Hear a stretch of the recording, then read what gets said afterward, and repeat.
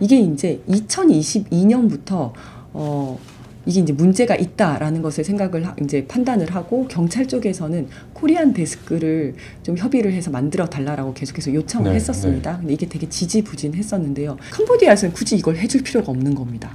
아까 말씀드린 것처럼 아니 뭐 자기들은 필요가 없다라고 그렇죠. 생각을 유착도 하고 돼 있는 상태고 맞습니다. 이거 할 필요가 없다고 생각을 하고 근데 우리나라에서 계속해서 요구를 하니까 그러면 우리도 대한민국에 캄보디아 데스크를 하겠다 이렇게 얘기를 하는 거예요.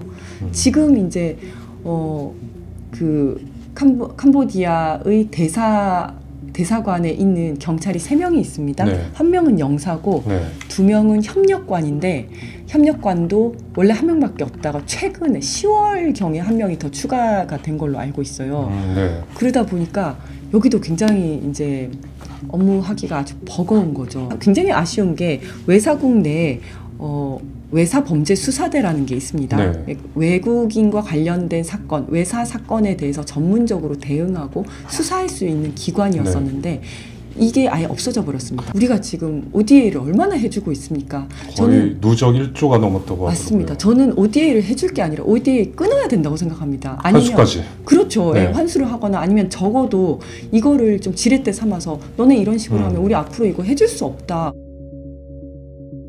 이게 이제 2022년부터 이게 이제 문제가 있다라는 것을 이제 판단을 하고 경찰 쪽에서는 코리안 데스크를 좀 협의를 해서 만들어 달라라고 계속해서 요청을 했었습니다. 근데 이게 되게 지지부진했었는데요. 지금 코리안 데스크라는 건 뭐냐면 한국에서 한국 경찰관이 현지 경찰청에 직접 파견이 돼가지고 현지 경찰이랑 같이 합동해서 이제 근무를 하는 거거든요. 네. 근데 지금 필리핀에 일단 이게 있어요. 네. 근데 굉장히 효과적입니다. 이제 우리나라 경찰들은 또 한국인 피해자라든지 뭐 이런 그 신고를 받으면 바로 출동을 하는데 필리핀 경찰은 유착이 돼 있고 뭐 이렇지만 한국 경찰과 같이 하면 그거 이제 유착돼 있는 것들을 어떻게 드러낼 수가 없지 않습니까? 네. 그래서 한국 경찰과 같이 합동해가지고 이제 작전을 하고 검거를 하거든요. 그런 경우군요. 넷플릭스 카지노의 그 손석구가 이제 필리핀으로 가서 저는 안 봤습니다만 네. 그게 맞다고 하더라고요. 네, 네, 네. 그런 식으로 직접 가서 경찰력을 행사를 하는 거거든요. 혼자서는 못하지만 현지 경찰관이랑 같이 경찰력을 행사할 수 있으니까 그렇게 하는 건데 지금 이게 2022년부터 그걸 요구를 했었습니다. 근데 이제 지지부진한 게 캄보디아 경찰의 적극적인 협조가 필요한데 캄보디아에서는 굳이 이걸 해줄 필요가 없는 겁니다.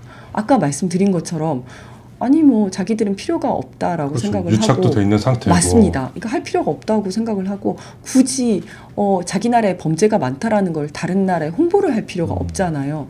굳이 할 필요가 없다라고 하면서 근데 우리나라에서 계속해서 요구를 하니까 그러면 우리도 대한민국에 캄보디아 데스크를 하겠다 이렇게 얘기를 하는 거예요. 네. 그래서 그럼 해라. 우리도 하고 니네도 하고 해라 라고 했는데 그런데 우리는 돈이 없어. 그러니까 그 나라에 하는 거는 한국에서 다 돈 대주고 우리나라에 하는 것도 니네가 다 돈 대주고 양쪽 다 돈 대줘라 이렇게 얘기를 하는 거예요. 그러다 보니까 이게 교착 상태에 있으면서 지지부진하게 된 거죠. 그래서 예산이 많이 들어가나요? 아무래도 체제비 뭐 그렇죠. 네. 한 3명을 파견을 해야 되고 뭐 여러 가지들이 필요하니까 그런 건데 3명 정도인가요? 3명 정도입니다. 지금 필리핀에 한 3명 정도 파견이 되어 있습니다. 네.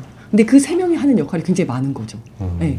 그런데 그 지지부진하다 보니까 지금 그러면 경찰 주재관 영사를 1명 더 파견을 해달라라고 했는데 지난 정부 때 그것도 안 됐었거든요.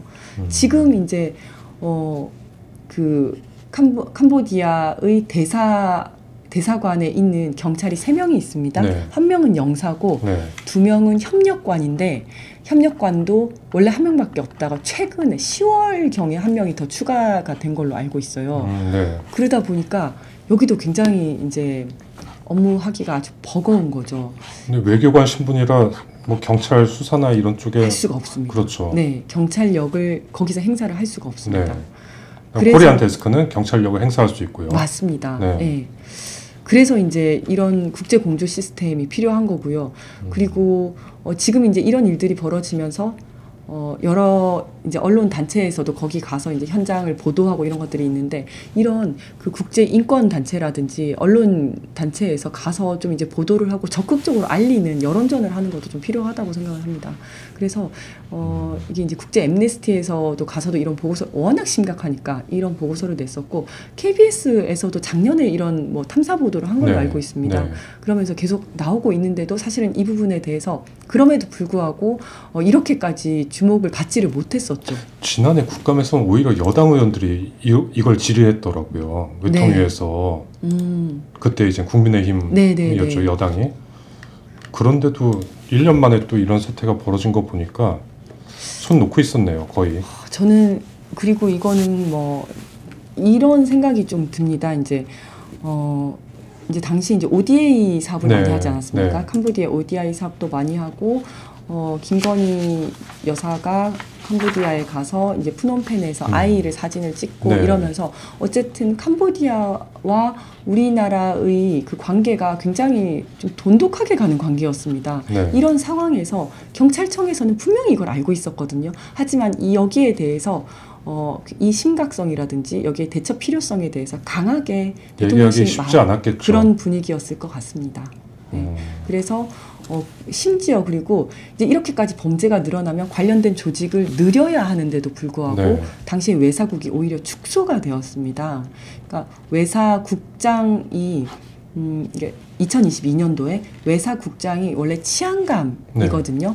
네, 그런데 그 치안감이 오히려 국장이 아닌 관리관으로 한 단계가 다운이 됐습니다. 그리고 외사국에 있는 경찰관이 한 1,000명 정도가 오히려 네. 축소가 됐었거든요. 축소가 되었고 그래서 굉장히 아쉬운 게 외사국 내에 외사범죄수사대라는 게 있습니다. 네. 외국인과 관련된 사건, 외사 사건에 대해서 전문적으로 대응하고 수사할 수 있는 기관이었었는데 이게 아예 없어져 버렸습니다. 아니 우리나라에 방문하는 관광객도 많이 늘고 있는데 맞습니다. 역으로 간 그렇죠. 거네요. 점점 국제사회가 되고 있고 네. 그다음에 외국인 범죄도 늘어나고 있는 상황에서 이런 외사 그 범죄 수사대 자체가 없어진 겁니다. 없어지고 이게 갈갈이 찢어져서 네. 예를 들어서 뭐 형사과 내에 뭐 한 팀으로 들어간다든지 아니면 마약과 내 한 팀으로 들어간다든지 이런 식으로 다 찢어져 버린 거죠. 그래서 만약에 이 외사범죄 수사대가 있었으면 이런 사건이 딱 하나 발생을 하면 바로 한 10명에서 20명 정도가 파견이 갑니다. 네. 파견을 가서 무슨 사건이 있었는지 뭐 이런 걸 보는 건데 지금 이 일이 일어난 지 8월 달에 이 사건이 있었는데도 보낼 팀이 불구하고 없네요. 보낼 팀이 없는 겁니다. 네. 지금 이제 최근 들어서 이제 국수본부장이 가겠다라고 네. 얘기하고 있는 거거든요. 그러니까 이게 즉각적인 대응이 안 되는 겁니다.